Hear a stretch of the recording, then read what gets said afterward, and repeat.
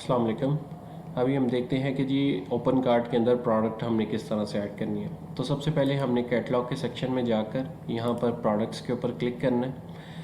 Products के ऊपर click करने के बाद यहाँ पर हमें डिफरेंट फ़िल्टर्स नज़र आते हैं। यहाँ पर हमें प्रोडक्ट्स नज़र आती हैं जो हमने ऑलरेडी ऐड की हुई हैं। यहाँ पर मैं फ़िल्टर्स किसी भी फ़िल्टर की इंफॉर्मेशन लिखकर फ़िल्टर पर क्लिक करूँगा तो ये मुझे उसके अकॉर्डिंगली सॉर्ट होकर मिल जाएंगे। न्यू प्रोडक्ट ऐड करने के लिए मैंने यहाँ पर प्लस के बटन पर क्लिक करना है। क्लिक करने के बाद यहाँ पर मेरे पास जर्नल के अंदर मैंने अगर मेरी 2-3 लैंग्वेजेस हैं तो मैंने जिस लैंग्वेज के अंदर जो इन्फॉर्मेशन देनी है वो यहाँ से लैंग्वेज सेलेक्ट करूँगा। उसके बाद प्रोडक्ट का नेम यहाँ पर, प्रोडक्ट की डिस्क्रिप्शन यहाँ पर। उसके बाद यहाँ पर मेरे पास मेटा टैग टाइटल आ जाता है जिसके अंदर मैंने जो इन्फॉर्मेशन लिखूँगा ये बहुत ज़्यादा यूजेबल है सर्च इंजन ऑप्टिमाइजेशन के लिए। जब आप गूगल पर सर्च करेंगे तो जो वहाँ पर आपके लिंक के ऊपर जो टाइटल आएगा वो ये वाला टाइटल होता है, और इस डिस्क्रिप्शन के अंदर वो वाली डिस्क्रिप्शन जो उस लिंक के अंडर आ रही होती है वो यहाँ पर प्लेस हो जाती है। उसके बाद मेटा टैग कीवर्ड्स ये भी हमारे एसईओ के लिए यूज़ होते हैं, और सिमिलरली प्रोडक्ट टैग्स जो हम अपनी प्रोडक्ट के साथ टैग लगाना चाहते हैं कि मेरी प्रोडक्ट के जो है वो इस कीवर्ड्स के साथ जो ऑप्टिमाइज़ हो। उसके बाद डाटा के सेक्शन में अगर जाते हैं तो यहाँ पर हमारे पास मैंडेटरी फील्ड जिनके साथ स्टैटिक लगा है उनको हमने मस्ट फिल करना है, बाकी जो है उसको छोड़ सकते हैं। तो यहाँ पर ही हमने अपना मॉडल नंबर लिखना है जो प्रोडक्ट है उसका। उसके बाद ये हमारे पास डिफरेंट कंट्रीज़ के अंदर स्टैंडर्ड्स हैं कि हम SKU के अंदर जो है ना वो लिख सकते हैं कि जी मेरे पास स्टॉक कीपिंग यूनिट क्या है, उसके बाद मेरे पास यूनिवर्सल प्रोडक्ट कोड क्या है।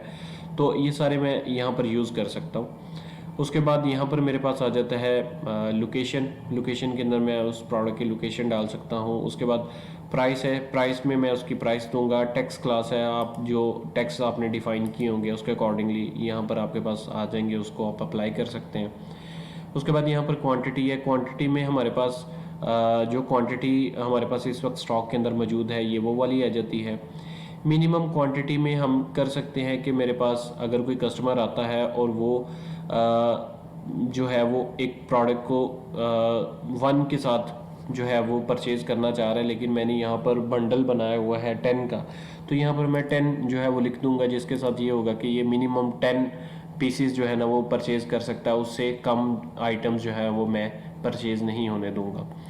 उसके बाद सब्ट्रैक्ट स्टॉक है, इसका ये मतलब है कि आपके स्टॉक में से जब जैसे ही कोई कस्टमर परचेज़ करता है तो आउट हो जाए उसके लिए हम यहाँ से मैनेज कर सकते हैं।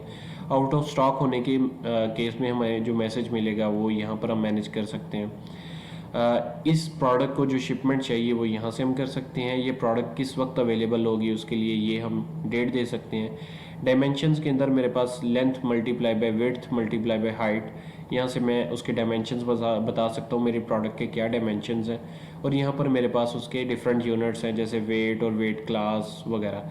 अगर मैं प्रोडक्ट को इनेबल करना चाहता हूँ तो इनेबल और डिसेबल करने की यहाँ पर मेरे पास ऑप्शन मौजूद है। उसी तरह से सॉर्टिंग में मेरी प्रोडक्ट लिस्ट के अंदर कहाँ पर लाई करे वो यहाँ से मैं डिफ़ाइन कर सकता हूँ।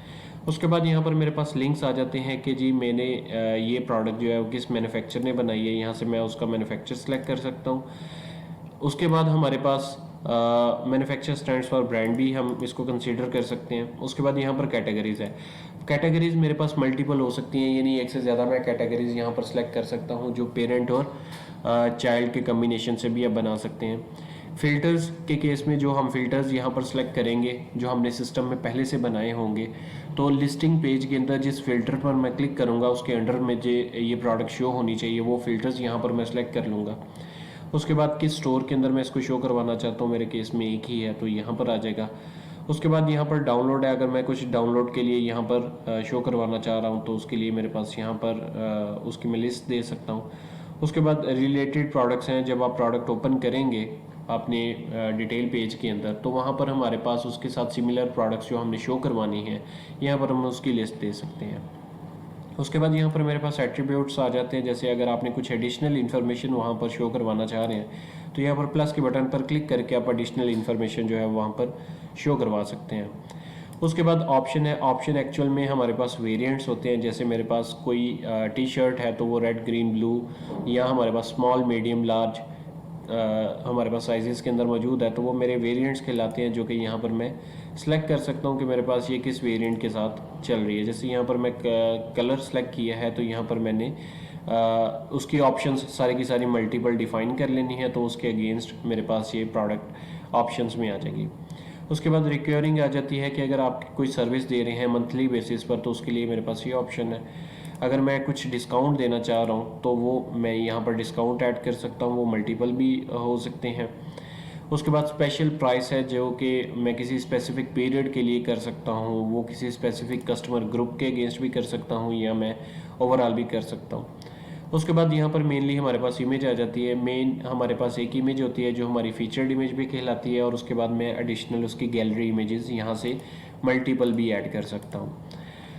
अब यहाँ पर मैंने मेन इमेज को जब एडिटिंग के लिए करना है तो मैंने जस्ट इस पर क्लिक करके एडिट पर जाना है, तो मेरे सामने ये मेरे पास कंप्लीट मेरे पास पैनल आ जाएगा जहाँ से मेरे अपनी सारे फोल्डर्स और अपनी फाइल्स को मैनेज कर सकता हूँ। अगर मैंने न्यू कोई फाइल अपलोड करनी है तो मैंने यहाँ पर अपलोड के बटन पर क्लिक करके सिस्टम से फाइल सेलेक्ट कर लूँगा, जो यहाँ पर आ जाएगी, और यहाँ से सिलेक्ट करने के बाद मेरे पास वो यहाँ पर रिप्लेस हो जाएगी। सिमिलर है मेरे पास एडिशनल इमेजेस के लिए भी ऐसे ही यूज़ होगा। उसके बाद रिवार्ड पॉइंट्स आ जाते हैं। रिवार्ड पॉइंट्स होते हैं कि आप कस्टमर जैसे आपसे चीज़ें परचेज़ करता जाता है तो आप उसको कुछ रिवार्ड पॉइंट्स दे देते हैं, जिसके बाद वो अपने रिवार्ड पॉइंट्स को रिडीम करके तो उसके अगेंस्ट कोई परचेजिंग कर सकता है आपकी वेबसाइट से। उसके बाद हमारे पास सर्च इंजन ऑप्टिमाइजेशन के लिए हम यहाँ पर कीवर्ड्स वगैरह डिफाइन कर सकते हैं। ये हमारे पास, इसके बाद हमने यहाँ पर सेव के बटन पर क्लिक करना है, जिसके बाद हमारी प्रोडक्ट ऐड हो जाएगी और हमें अपनी लिस्ट पेज के अंदर नज़र आ जाएगी। अगर मैंने किसी प्रोडक्ट को डिलीट करना है तो मैं टिक करके यहाँ से डिलीट कर सकता हूँ। अगर एडिटिंग करनी है तो यहाँ से मैं एडिटिंग कर सकता हूँ, और अगर मैंने इसकी कोई डुप्लीकेट प्रोडक्ट बनानी है जिसमें सिमिलर मेरे पास डिटेल्स चली जाएँ तो उसके लिए मैं यहाँ से कॉपी करके न्यू प्रोडक्ट जो है वो जनरेट कर सकता हूँ।